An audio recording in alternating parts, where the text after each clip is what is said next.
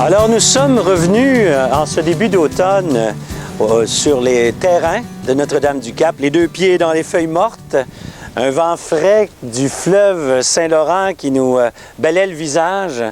Et c'est dans ce contexte que nous avons les textes d'aujourd'hui, c'est-à-dire ceux de dimanche qui s'en vient, le 28e dimanche du temps ordinaire. Nous avons devant nous un récit de guérison fascinant. Et dans la première lecture d'ailleurs, et dans le texte évangélique. Dans le texte évangélique, c'est la guérison des 10 lépreux. Alors j'explique rapidement en quelques mots le contexte social. Une personne qui est déclarée lépreuse est marginalisée. Elle ne peut plus vivre dans son village. Ils habitaient, les lépreux, souvent dans des espèces de villages improvisés, entre lépreux, handicapés, malades de la peau, de tous les styles. Et ce qu'on attendait d'eux, c'est qu'ils voyagent par groupe de 10, avec une cloche, en criant « lépreux, lépreux, lépreux », pour que les gens puissent leur laisser le passage. D'aucune manière, on devait toucher les lépreux eux-mêmes ou ce qu'ils avaient touché, si bien que quand on leur faisait la charité, on le faisait en déposant quelque chose sur une roche ou sur le bord du chemin ou en lançant carrément ce qu'on voulait leur donner. Un groupe de 10 lépreux, selon ce qui était demandé, arrive donc tout près de Jésus et lui demande d'être guéri.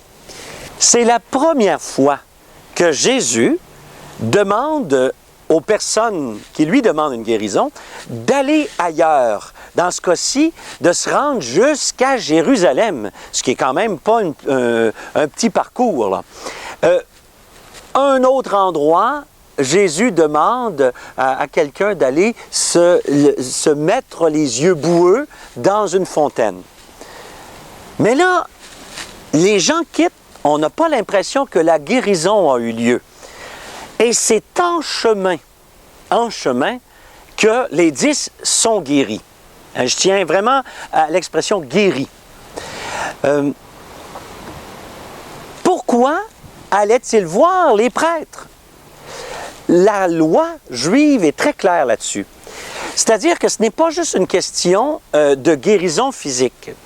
C'est qu'il fallait que la personne qui avait été lépreuse reçoive un certificat parce que le prêtre, ce qu'il avait fait, c'est qu'il avait vérifié l'état des lésions.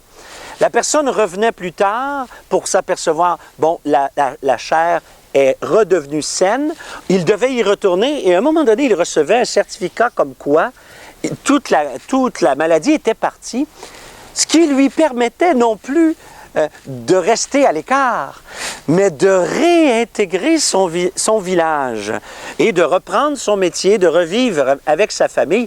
C'est tout un processus de réintégration sociale dont il est question. Ce qui est étonnant, c'est qu'il y a 10 personnes de guéries, mais il y en a une seule de sauvée. À la fin du texte, Jésus dit au lépreux qui est revenu à lui, « Ta foi t'a sauvé ». Et c'est là qu'on peut faire la distinction entre une guérison et un miracle. Une guérison, il y avait des gens à l'époque de Jésus on dit qu'ils faisaient des guérisons. Les disciples des pharisiens, par exemple, qui priaient sur des gens. Il y avait des guérisons dans les religions gréco-romaines où on trouve, pareil comme dans les sanctuaires d'aujourd'hui, à un moment donné, une plaque de pierre qui dit « Merci à telle divinité pour telle guérison ».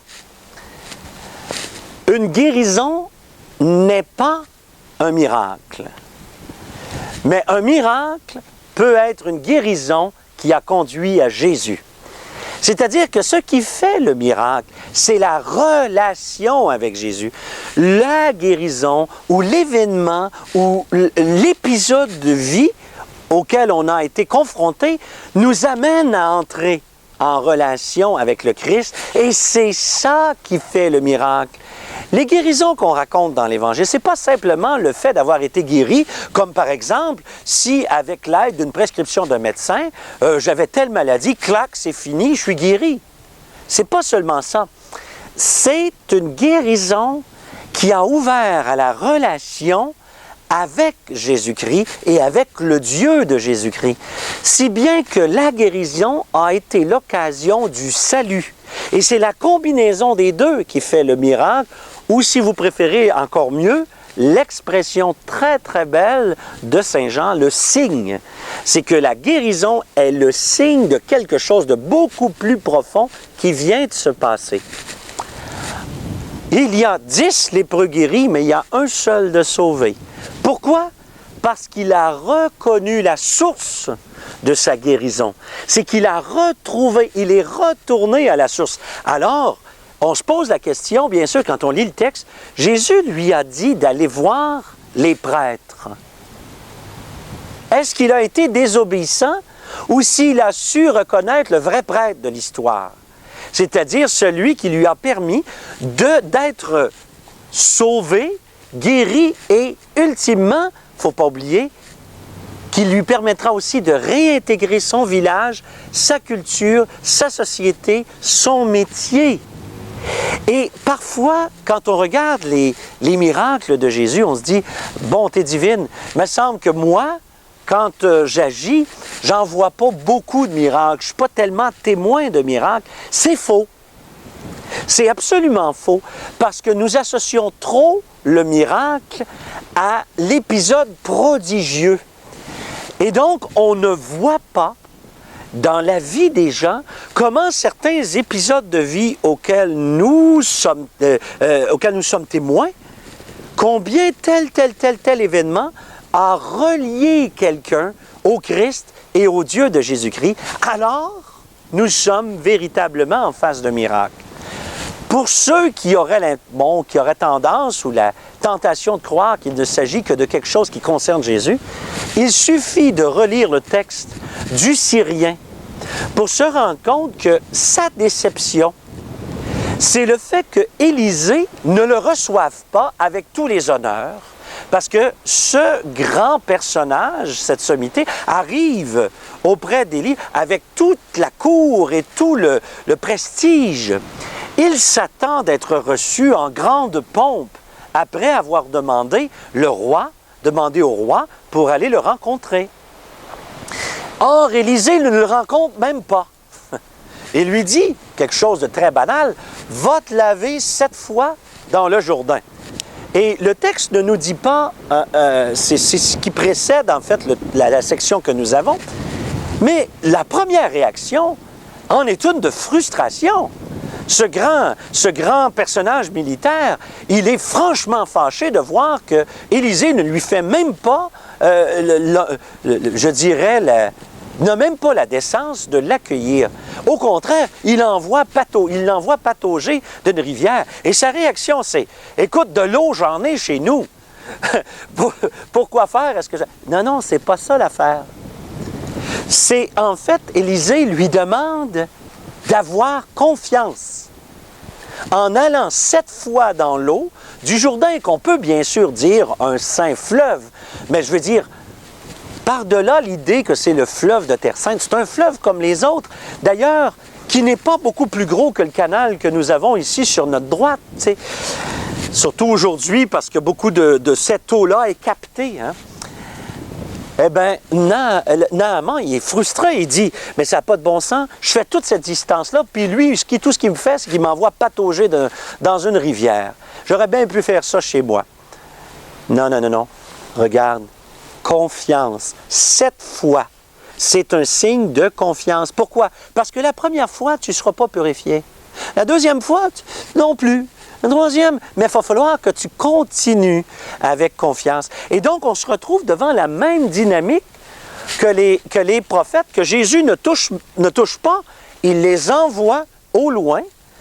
Et c'est dans le processus dans lequel, dans la durée, ils devront manifester une confiance, que soudainement, ils se trouvent guéris. De même façon, chez Naaman, c'est la durée et la confiance dans le prophète qui va amener la guérison. Et on ne s'y trompe pas. Parce que Naaman, aussitôt qu'il est guéri, retourne voir Élisée et dit « Ton Dieu est l'unique. Ton Dieu est le vrai. Je vais désormais, non seulement, c'est assez amusant, non seulement l'adorer, mais je vais apporter un morceau de cette terre. » Nous autres, évidemment, là, on trouve ça un peu plus étonnant, quoique tous ces pèlerins qui vont en Terre Sainte aujourd'hui et qui veulent ramasser un petit peu de sable ou de terre ici à gauche, ce n'est pas juste, je dirais, de la... Comment on pourrait appeler ça? Ce n'est pas seulement de la... le fait d'être un peu superstitieux. C'est aussi de dire, regarde, le salut de Dieu, c'est l'incarnation. Et ça touche aussi le corps. Et l'incarnation ou la terre promise, même si c'est relatif tout ça, il reste que Dieu, c'est là qu'il a conduit son peuple et c'est là qu'il s'est incarné. Et c'est pour garder un lien d'incarnation, un lien de réalisme qui va jusqu'à atteindre notre corps aussi. On le rappelle que dans le salut, dans l'incarnation du Christ, notre corps est intégré au salut. Il sera bien sûr transfiguré, mais il est intégré au salut. Et c'est ça qui est merveilleux. Un homme guéri physiquement, à l'intérieur d'un lien de confiance, retrouve sa source dans les deux cas, revient au prophète, revient à Jésus, et dans le mouvement où il retrouve sa source, il trouve la relation qui le sauve. C'est ça qui est merveilleux avec les deux beaux textes de cette semaine. Alors, retrouvons notre source, renouvelons la relation qui nous unit à Dieu dans le Christ, et là-dedans, on trouve le salut. Amen.